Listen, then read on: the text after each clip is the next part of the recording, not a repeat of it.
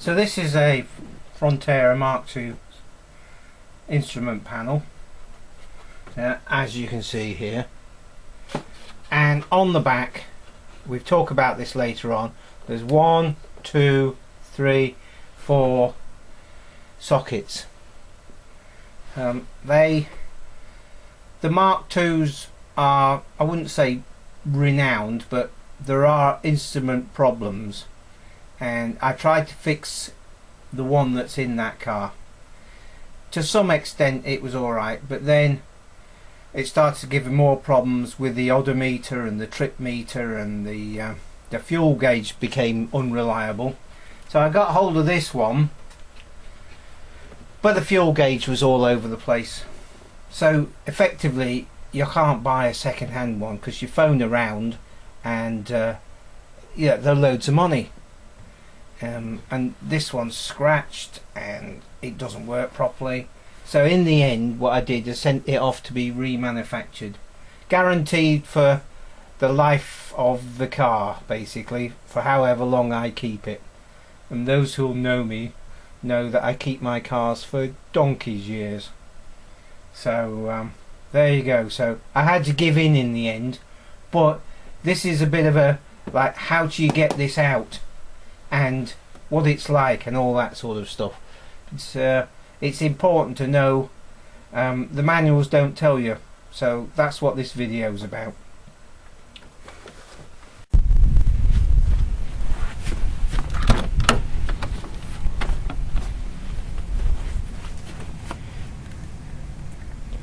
Right, first thing you got to do to get to this instrument cluster is take the underskirt off, which is that bit there. It's quite easy, but there's method, and of course the manuals never tell you what the method is. No. So let's do it. Let's just see if I can see what's going on. Yeah. Right. Take the fuse cover off. Now then, this whole thing here has to come this way. There's no point levering that way, and there's no point levering this way. It's come this way. So put one hand under there, one hand here, and pull this way. Yeah, and then just let it drop down, and that's good enough. That's the first part that you would go, how on earth are you supposed to do that? I'll show you the clips in a minute. So let's do some handheld camera stuff now. I've had to change the settings on this camera across the rest of this video was taken with my early camera, and it's been sat on the computer for over a year and a half, and I thought better use it. There's one of the clips, and you can see it's horizontal, so it's got to come out like that. One clip there, and another clip down there, just down there, and there's one of the screws.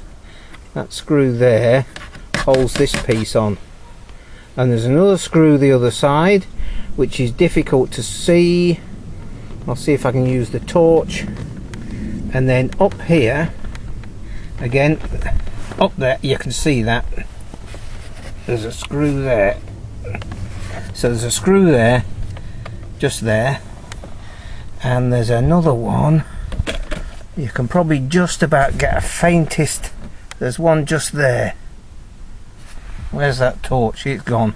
There's another screw just down there somewhere, just down here.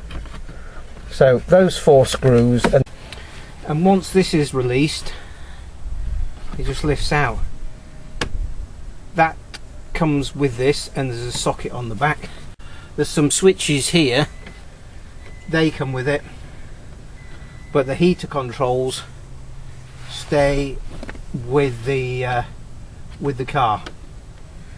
And then once you've got that out, you'll see that there's 4 screws holding the instrument cluster in place, with a load of sockets on the back.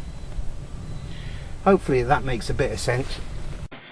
Right, this is a little video about repairing the speedo console on a Mk2 Vauxhall Frontera. Apparently it's quite a common fault that the rev counter stops working, and then sometimes the speedo stops working, and if you switch the side lights on it comes back on, so it tells you that it's an earth fault really.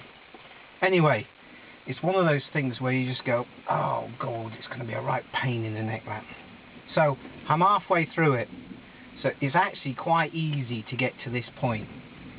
So and of course to get into this point is the bit that puts you off doing it.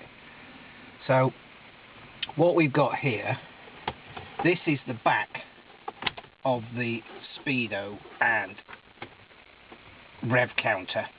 So this side is over there.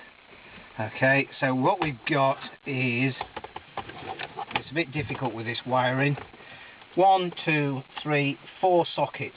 Well, the socket on this end, which is the rev counter end, I found through experiment to be the culprit.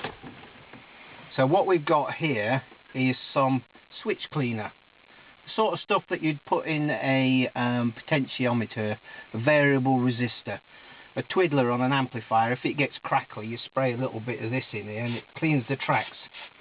So I put a bit on there, and just cleaning, you might not be able to see this. There, can you see that?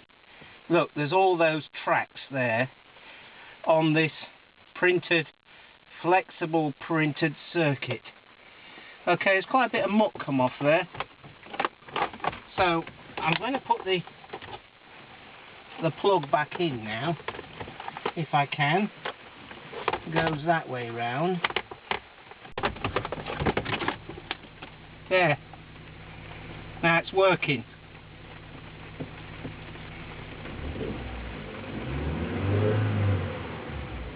Alright, let's switch her off and see what happens.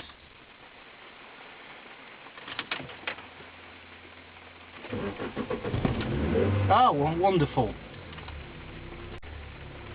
So, blind faith says it's that socket and it's a connection. Okay.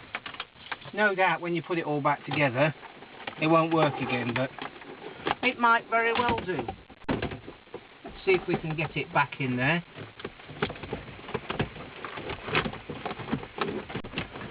There are 4 screws back in there.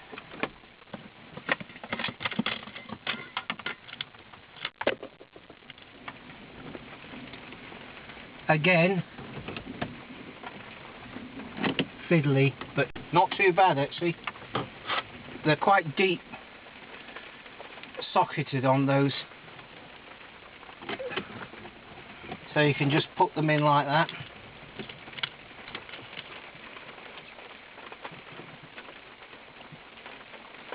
The main thing is you don't want to drop one at this point, because it would be quite a nightmare. Yeah, you just, where on earth's that gone? It'll go down some little hole, and there's no way you'll ever be able to find it.